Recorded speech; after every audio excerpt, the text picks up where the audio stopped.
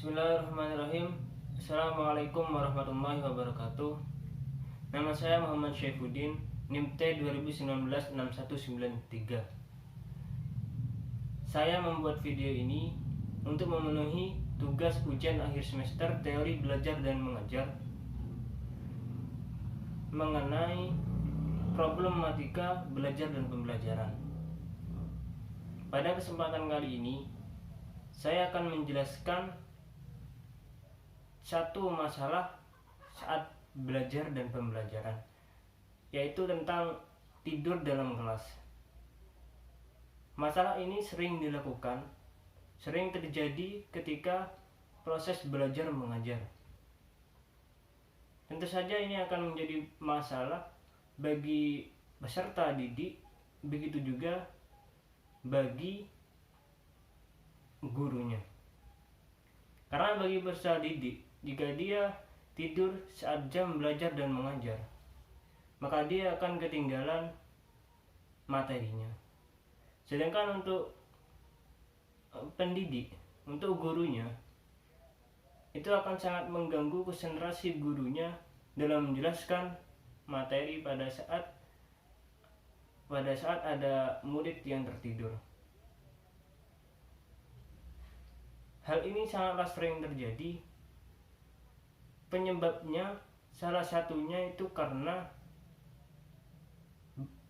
pada malam sebelum belajar, pada malam sebelum sekolah, siswa begadang. Hal ini biasa dilakukan pada anak-anak zaman sekarang, yaitu untuk semisal karena bermain game, menonton film, atau bahkan yang lainnya. Tentu saja ini akan menjadi masalah.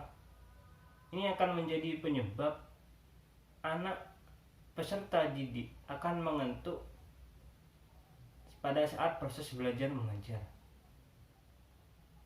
Tidur dalam kelas sering terjadi ketika jam pembelajaran sudah melewati jam tengah hari atau sekitar setelah duhur, yakni jam 1 dan seterusnya.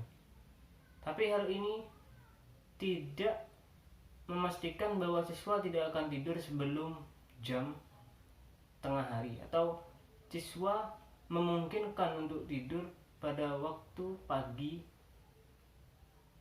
dan juga menjelang siang. Penyebab yang kedua adalah siswa terlalu capek pada hari itu.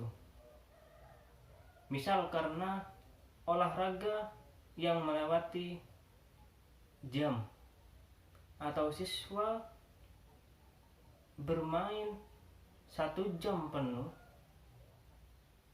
pada saat waktu olahraga tanpa ada istirahat, atau seperti senam-senam yang bisa membuat siswa tidak capek atau siswa bisa beristirahat sejenak.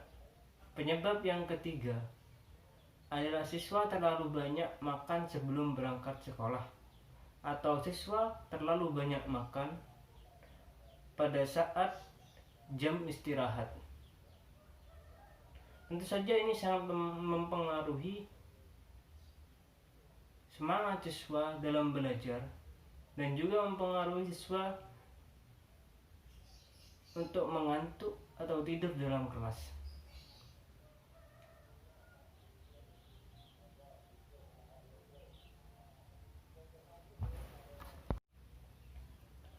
Penyebab yang keempat yaitu siswa sakit pada saat jam pelajaran. Tentu saja ini akan mempengaruhi proses belajar dan mengajar,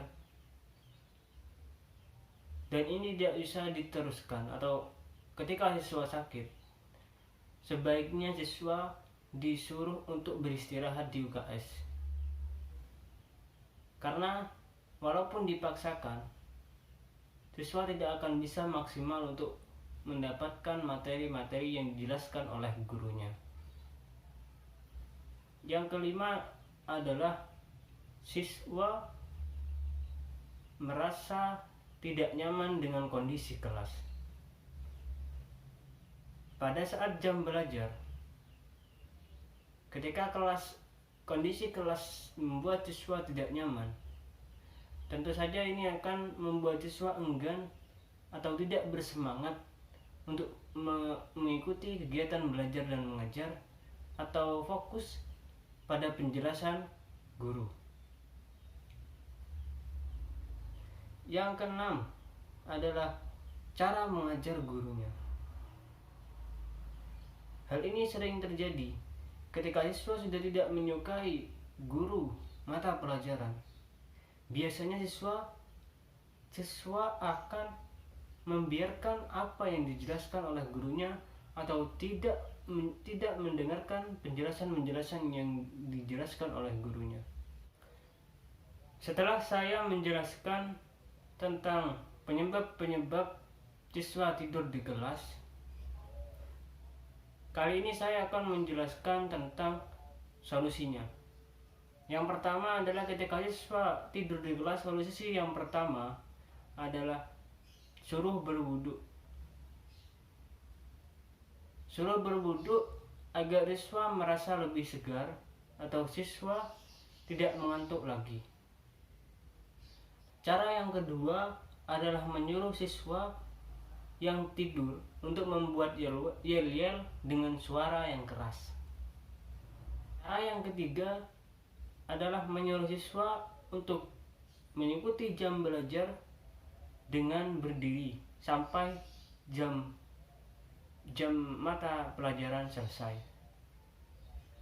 Cara yang keempat adalah mengambil foto siswa yang tertidur, kemudian memberikan kepada orang tuanya. Tapi dalam hal ini guru harus mencegah siswa-siswa yang akan ikut mengambil foto, karena ini akan menjadi bahan pembulian pada beberapa hari setelahnya. Cara yang kelima adalah membawa siswa masuk ruang BK dan diberikan bimbingan. Dan cara yang terakhir, merefleksi cara belajar, cara memberikan materi atau cara mengajar gurunya. Karena kalau memang muridnya sudah tidak bisa dibenarkan atau murid sudah susah untuk disuruh jangan tidur di kelas, itu artinya mungkin cara belajar guru lah yang ada masalahnya, atau cara belajar guru yang kurang membuat murid semangat dalam mendengarkan materi-materi yang disampaikan. Mungkin sekian dari saya, kurang lebihnya mohon maaf. Assalamualaikum warahmatullahi wabarakatuh.